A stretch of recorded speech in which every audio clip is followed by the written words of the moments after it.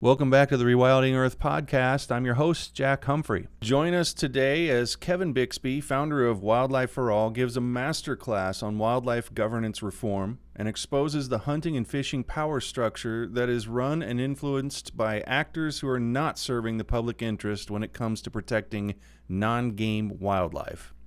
Today's episode is jam-packed and one of the most important episodes in this podcast series, so we're going to jump right in.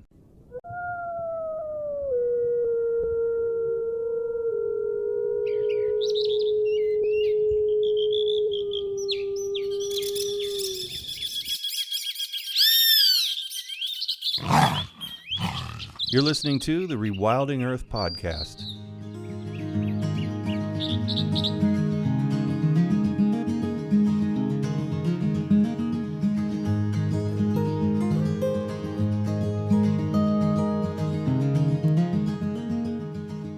The Rewilding Earth podcast is supported by businesses such as Patagonia, Catula, and Biohabitats, as well as the Whedon Foundation and listeners like you. If you love the work that the Rewilding Institute is doing, please consider donating at rewilding.org, and be sure to sign up for our weekly newsletter while you're there. Kevin Bixby is the founder and executive director of the Southwest Environmental Center.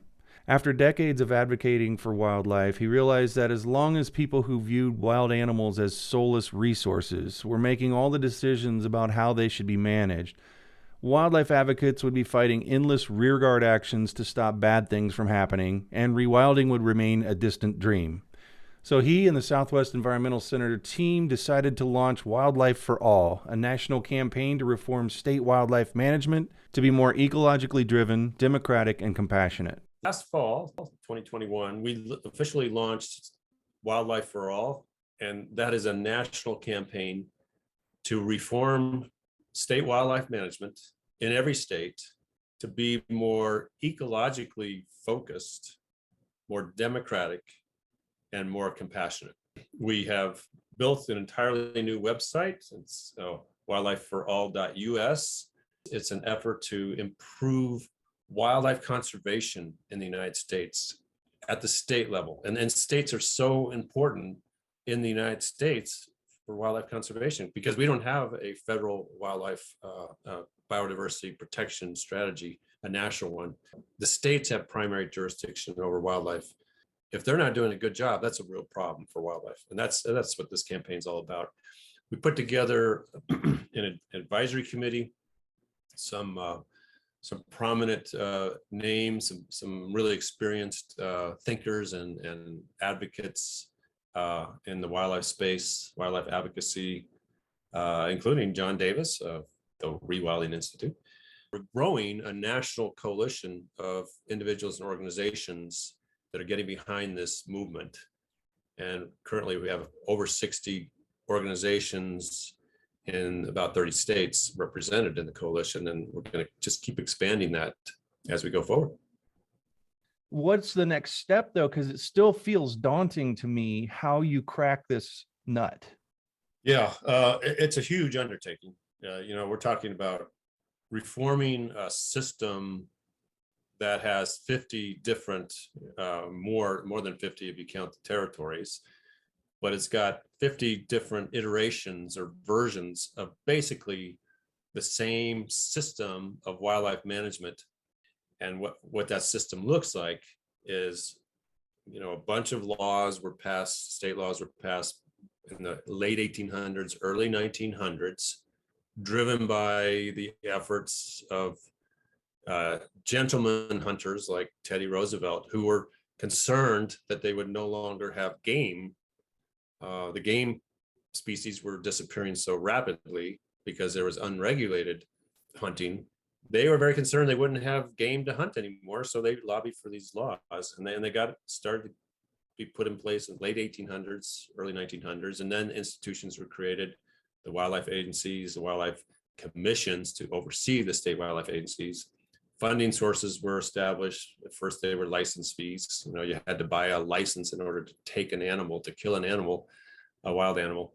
And then after 1937, federal money became available to the states to prop up this system for wildlife management. A lot of it just went into serving hunters and anglers.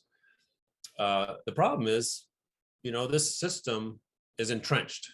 It's outdated. It was put in place by hunters, continues to operate mainly to benefit hunters, and I'm including anglers and trappers in that term. It's based on an ethos of domination, exploitation, violence, the same ethos really that drove white European settlers to enslave Africans, to wage genocide against Native Americans. Those same set of values were the sort of the foundation of our current system of wildlife management. I mean, bottom line, we cannot effectively protect biodiversity in the United States, nor can we adopt policies based on an ethic of compassion and respect for wild animals until we reform the system, because we're just going to keep butting our heads against it. Every single issue that we run up against, wolf hunts and killing contests and trapping, etc., we always run into this entrenched system. So you ask, what's the next step? Well, what we're trying to do at Wildlife for All is we have three main goals. The first is to build this national coalition with representation in every state of advocates who are pushing for changes in the system of wildlife management in their states. That's the first order of business. Secondly, we're trying to just generally raise awareness of this issue. It's such a under the radar issue. Even many wildlife advocates don't really understand how it operates, how it affects their work. The third goal is we want to help catalyze concrete reforms in the next few years in a handful of strategically targeted states. And our theory of change there is that if we can do that in a few states, we can develop some momentum for reform in the other states. Because there's no way we have the resources now to work in every state, although we aspire to. But in general, what we're trying to do is get state laws passed or get existing state laws revised to align wildlife management with public trust principles. Wildlife is a public trust. It doesn't belong to anybody. The government, particularly the state government, has a duty as the trustee to protect the trust for the beneficiaries. And beneficiaries are all of us. And I would argue all species as well, because we all life benefits from the protection of species and ecosystems. And it's not just who's alive today, it's the future as well. And so that's a radical sort of paradigm shift in wildlife management. A second goal is we want to democratize and professionalize decision-making when it comes to wildlife. Almost every state, 47 states, has a wildlife commission, usually appointed by the governor, oversees the state wildlife agency and sets policy.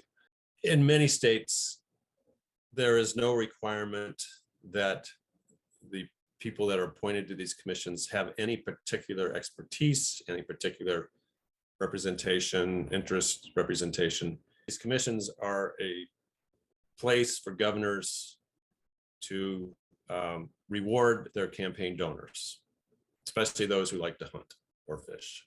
And that's basically what we have. We have these commissions that are, there's probably, with all those states, 47 states that have the commissions, there's probably 450 total seats.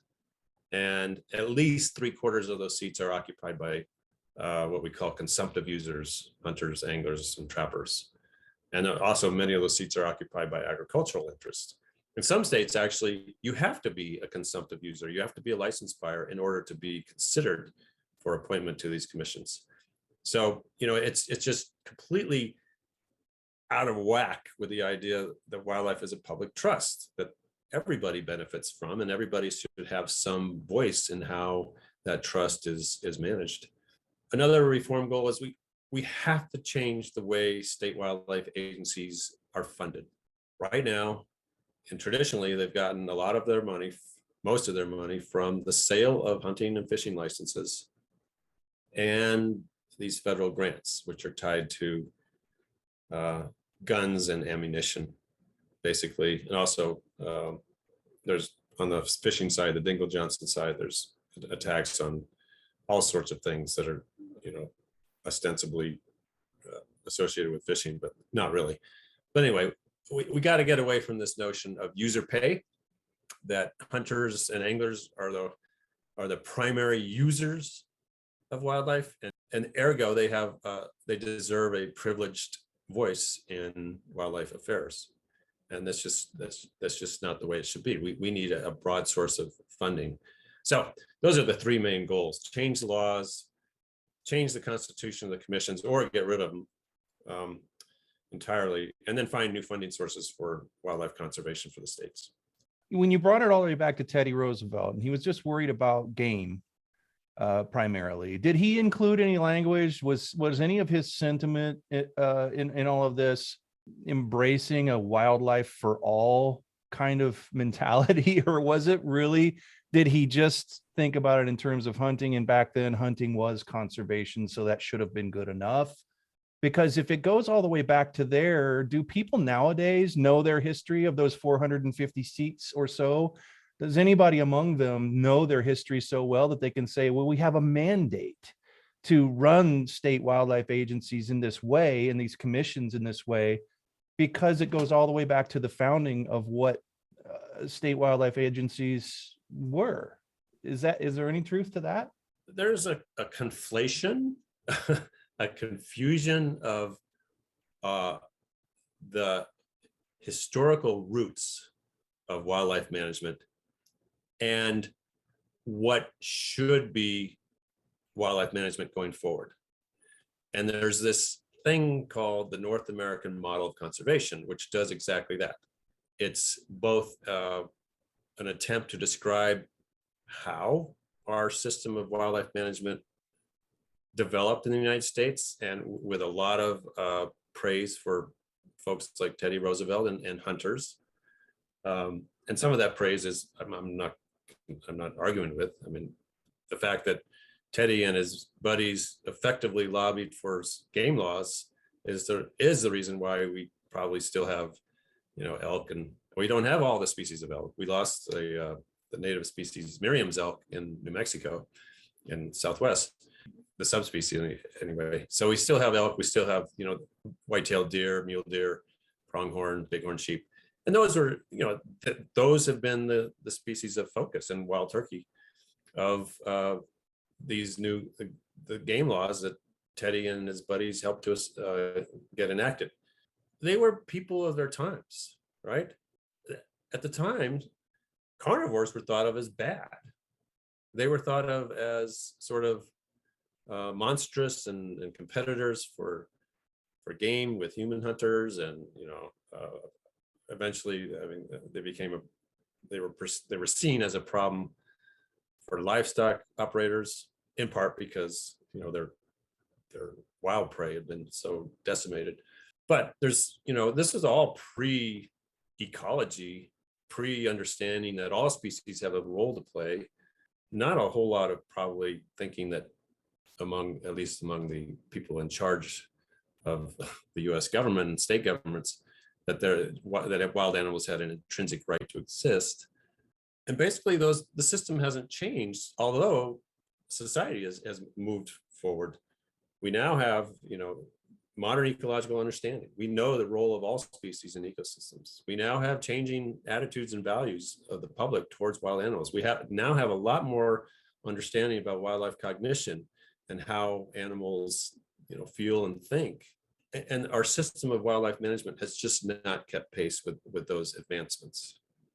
You are an occasional hunter. You've made that clear, and people around you and in your organization, outside your organization, several of us hunt or have hunted for food. It's not like you're against that, but that's the way people start to make it seem. But then again, the public is not really as into that stuff, and there aren't as many hunters as everybody might think. What is it, like 5%?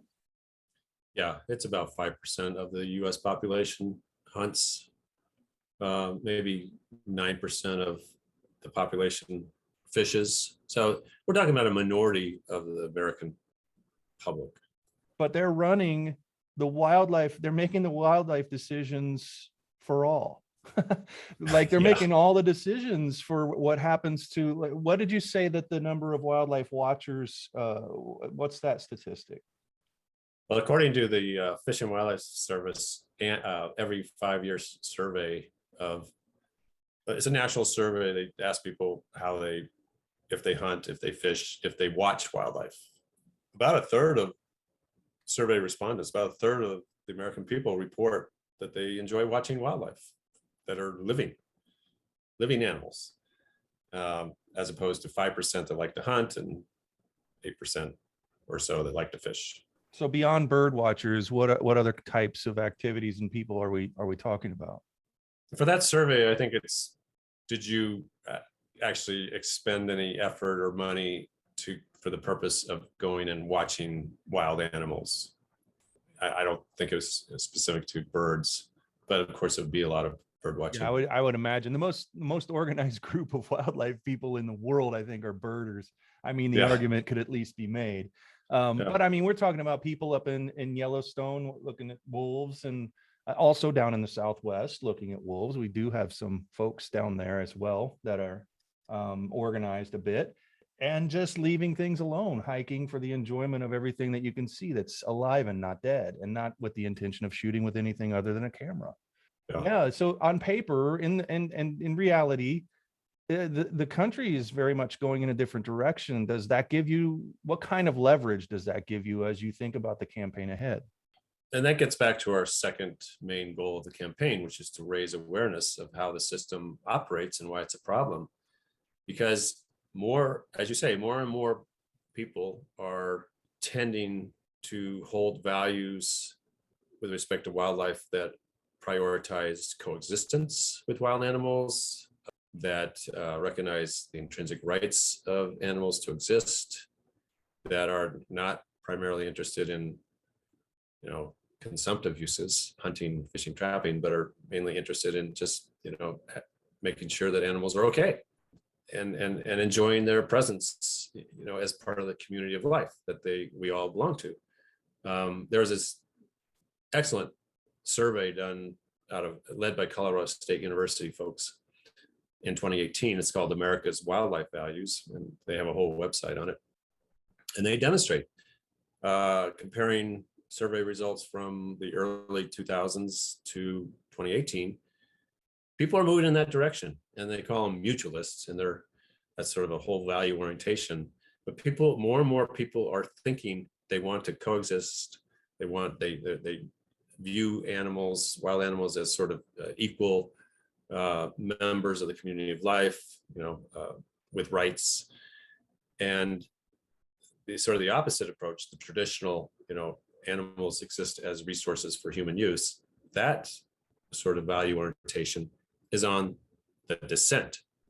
So you're right, the public's changing in its views, and yet the people that are benefiting from our this entrenched system of wildlife management, they're putting up a fight.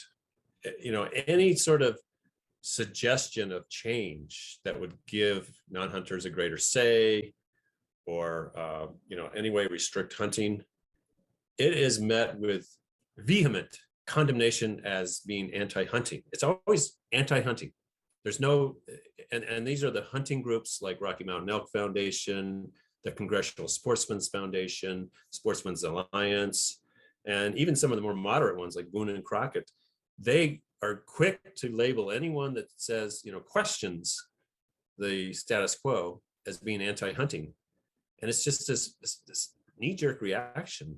And of course, the gun groups do the same thing, like the NRA, the National Shooting Sports Foundation. These gun lobby groups, they like to wrap themselves in this cloak of being defenders of the hunting tradition, even though, they're mostly about promoting gun sales and, opposing any sort of gun controls. They have, embedded themselves in the wildlife management space And the money connection has helped make that happen. But the gun industry now has a growing influence over wildlife management at the state level. And, that's a real problem. You're listening to the Rewilding Earth podcast. From humble beginnings to global conservation phenomenon, the rewilding movement continues to grow and thrive amid the greatest ecological challenges our planet has faced in 65 million years. Here's how you can join us and help return balance to nature. First, go to rewilding.org and subscribe to the weekly digest to keep up on the latest rewilding news, interviews, and art. Second, consider donating to support the Rewilding Institute's mission to rewild North America and beyond. And for extra credit, please like, subscribe, and share this podcast to help spread the word. Thanks so much for your support. It's a timely one too, as people are looking at the gun industry very closely right now again, and will be next week and the week after. New things are going to keep popping up because that's another place where they fight really, really hard.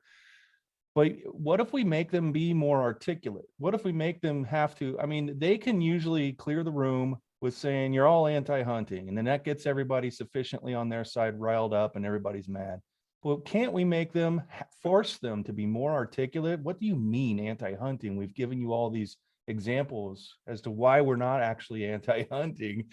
They have to stop being so lazy at some point if we challenge them properly, right?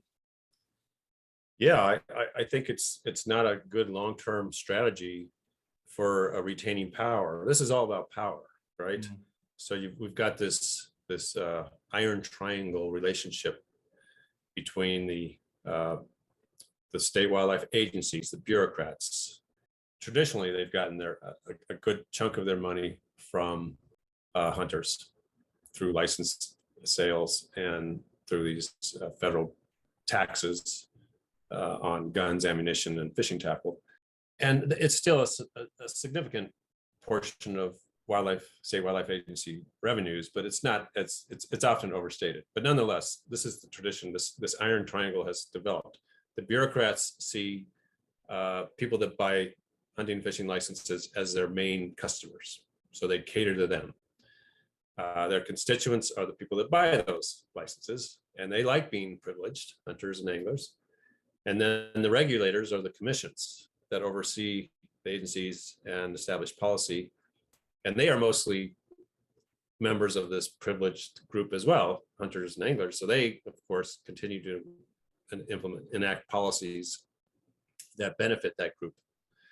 And it's very convenient for the legislatures because they, in many states, do not have to fund the agencies. The agencies just do their thing without getting, any appropriations of general funds from the legislatures. And that's what really needs to change. But that's power, okay? The actors there have power through their relationships with each other.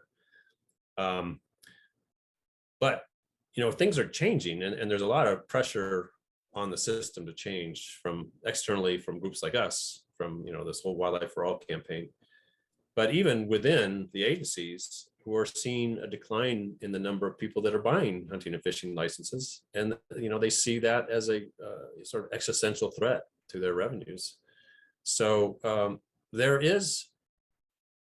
are these stressors on the system, and you would think a rational actor would, figure out how to manage those stressors in a way where they retain as much power as possible.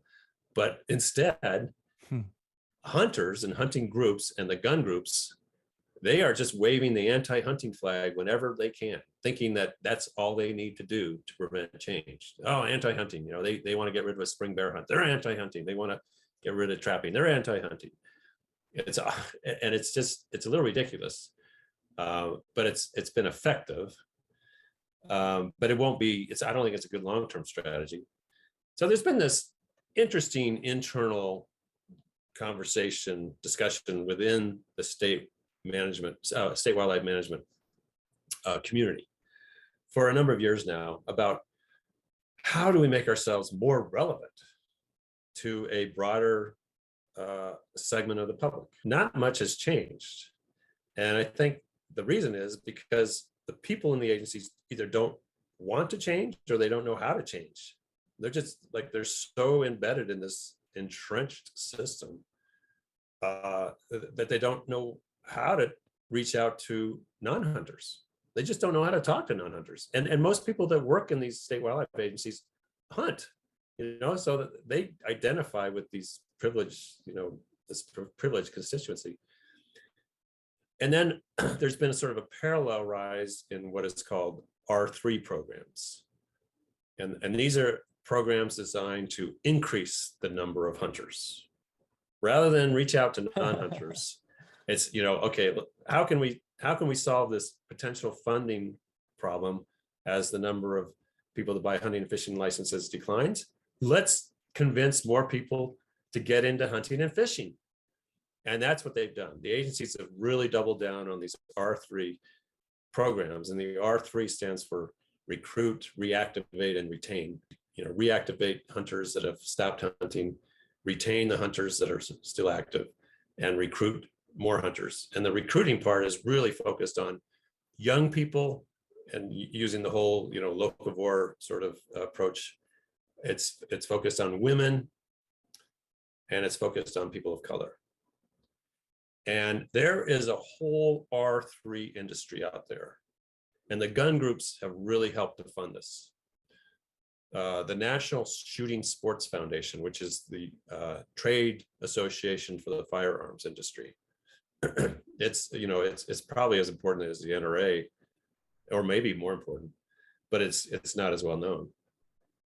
They have given out thousands of dollars in grants for these R3 programs to the state wildlife agencies, to hunting groups, that's not surprising, but also groups like the Boy Scouts, 4-H clubs, and they've sponsored projects like getting hunting added to college curricula for credit. So in some places you can actually learn how to hunt and go hunting and get credit, college credit. They've also sponsored reports on all sorts of ways to, R3 angles, including, Hispanic recruitment, but also things like how to get more people to shoot coyotes as a way to increase the number of hunters. So, and that's the gun industry. And what's their interests?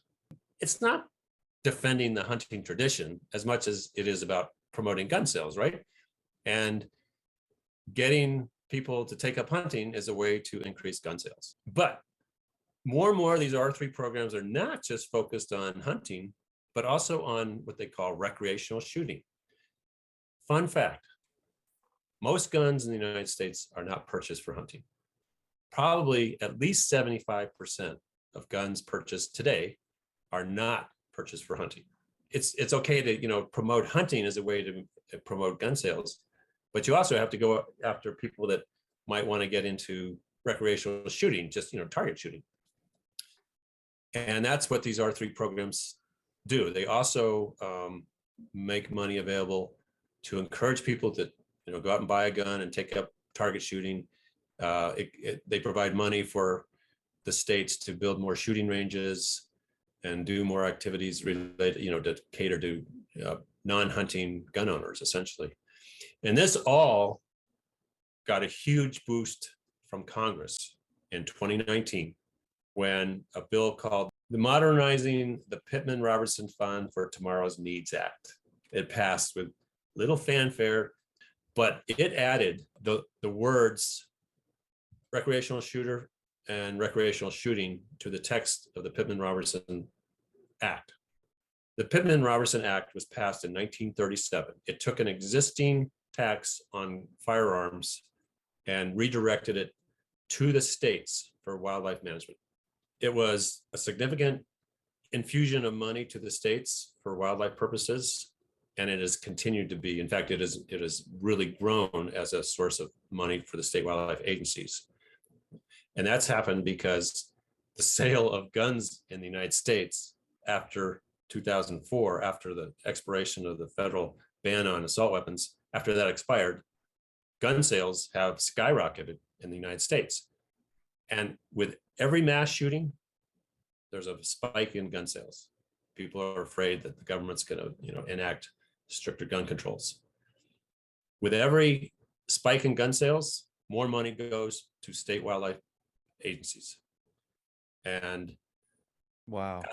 as of 2019, so yeah, there's that connection between gun violence, gun sales, and revenues for these state wildlife agencies, which I don't think is a healthy connection. But after the passage of the Modernizing Pittman-Robertson Act in 2019, the prohibition on using those funds for R3 programs was lifted. And Congress authorized $5 million annually for those programs. So now we've seen an explosion since then in the number of programs implemented by gun and hunting groups as well as state wildlife agencies to get more people to hunt.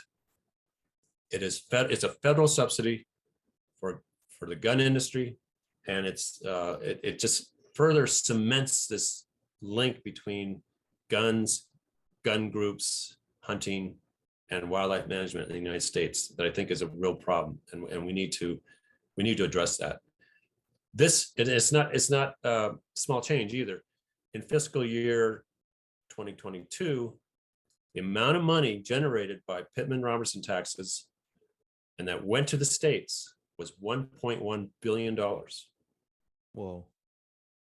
I don't think this is a good way to fund wildlife conservation.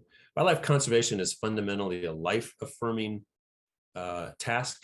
We're protecting wild animals and ecosystems in the face of a mass extinction crisis and climate change. And we're funding it by the sale of these items that are associated with so much, violence and death. I just don't think I think a better use of those Pittman-Robertson funds, $1.1 billion, would be to put it into efforts to reduce gun violence. If you were somebody who was really worried about the money for your wildlife agency, and you're just working at that very marginal bottom level, yes, $1.1 billion sounds like a lot, but when you compare it to what must be the number, some other number, a much, much larger number that people spend on hiking and all the outdoor stuff. I mean, we have to find a way to quantify that. I'm sure somebody has. If you thought that your fiefdom was in trouble, you would want to find out a larger source of funding or a broader source of funding, and you couldn't do better than the much, much larger organization of Americans who are spending money other than shooting things. And then there is a potential source of federal funding that's in the works that's not associated with consumptive uses of wildlife, and that's the Recovering America's Wildlife Act. It's been introduced and had hearings in both the Senate and the House. It's got bipartisan support, and it would actually flood the states with new federal funding under this act for wildlife conservation, and it would specifically go to species that don't typically get a lot of conservation attention by state wildlife agencies. It's, to go into the details a little bit, that the money would be for use, would be allocated for the implementation of state wildlife action plans, which are plans for conservation of what are known as species of greatest conservation need. The states generate those lists. They're supposed to have public input when they do that and develop these plans. But anyway, these plans are largely, sitting on shelves because there's very little money to implement them. So the Recovering America's Wildlife Act potentially would deal with that. And it's a lot of money. It'd be on the order of Pittman-Robertson money.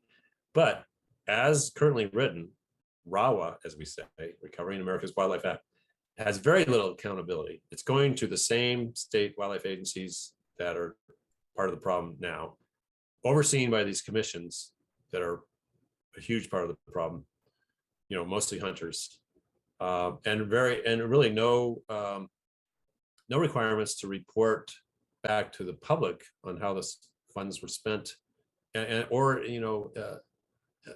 allow for opportunities for the public to have a say in how those monies are spent.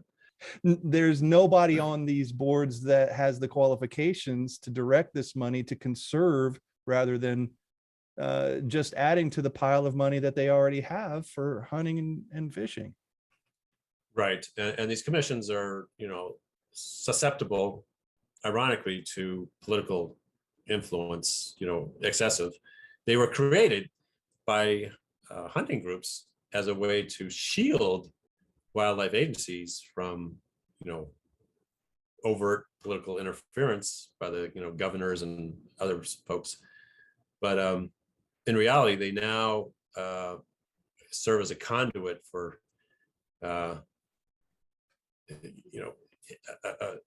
increased political influence by certain constituencies, like hunting organizations, like agricultural groups.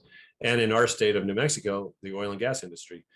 A few years back, the New Mexico Department of Game and Fish was, all the states were going through a process. They have to do this every 10 years to revise their state wildlife action plans.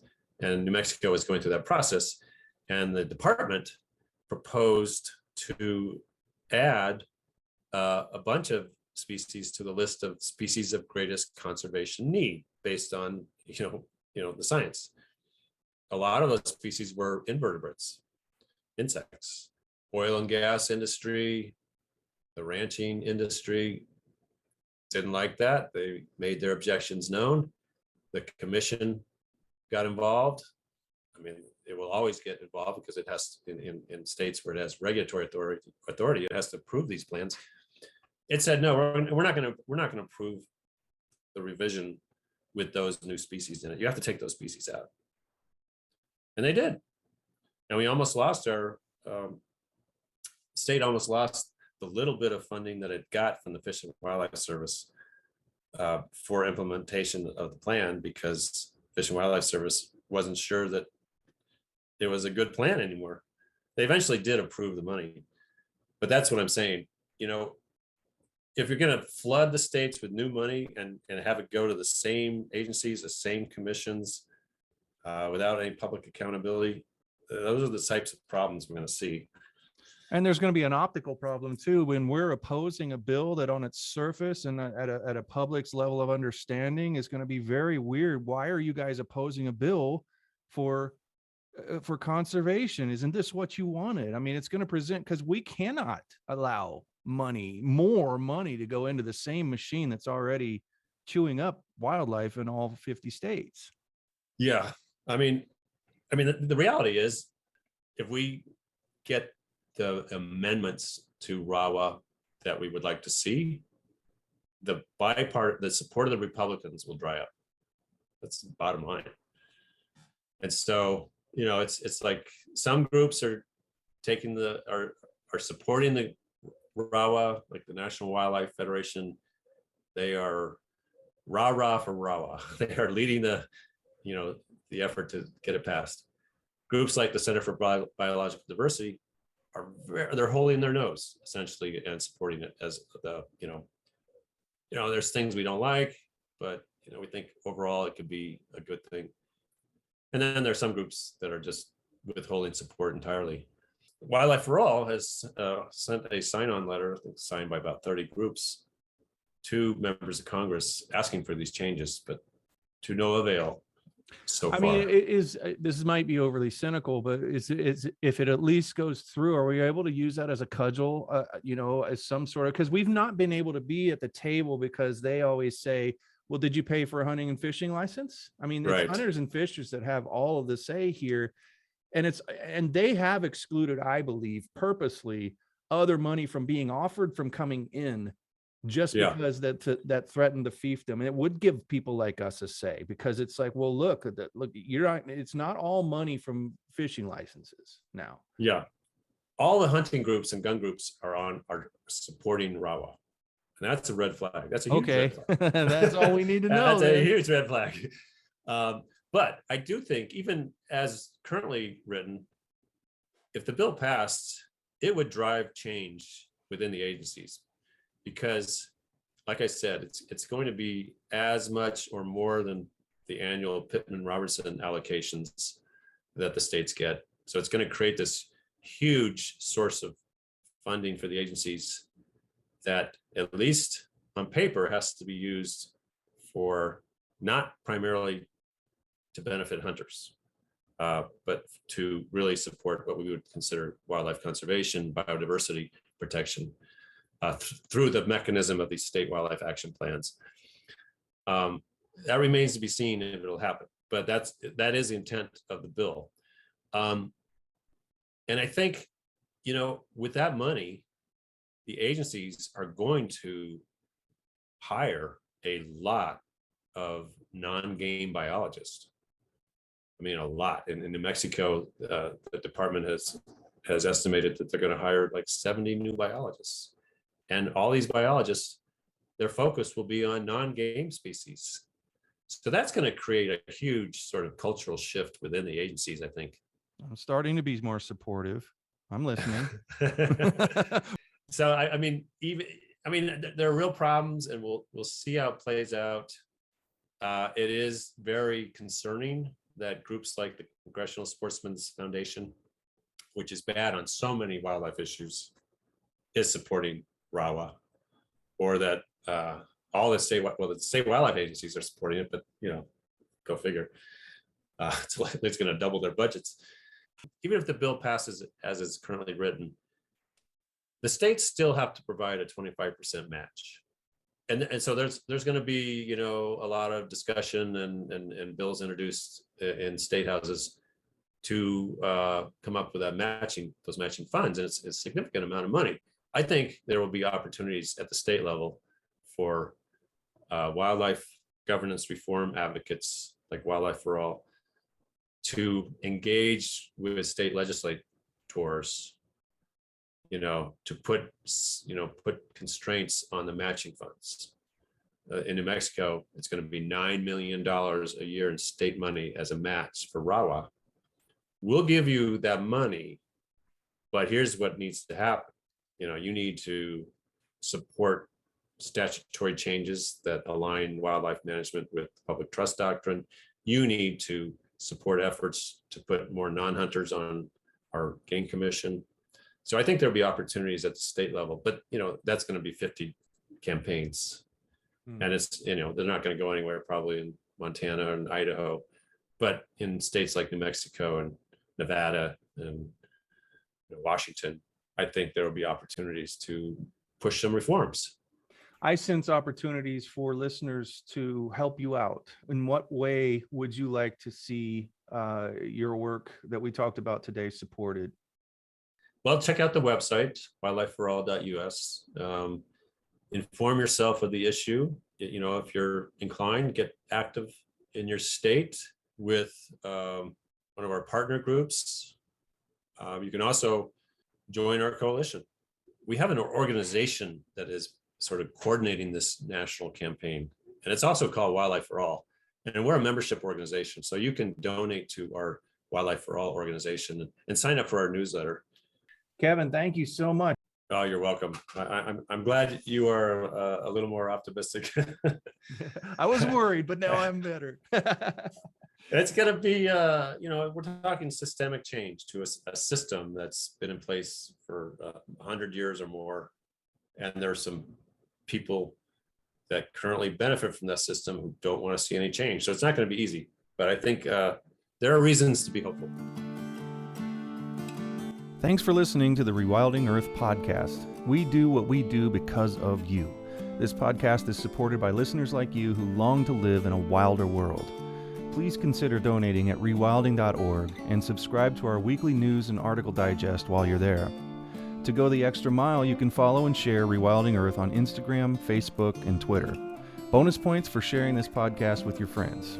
To listen to past episodes, go to rewilding.org/pod. That's rewilding.org/pod.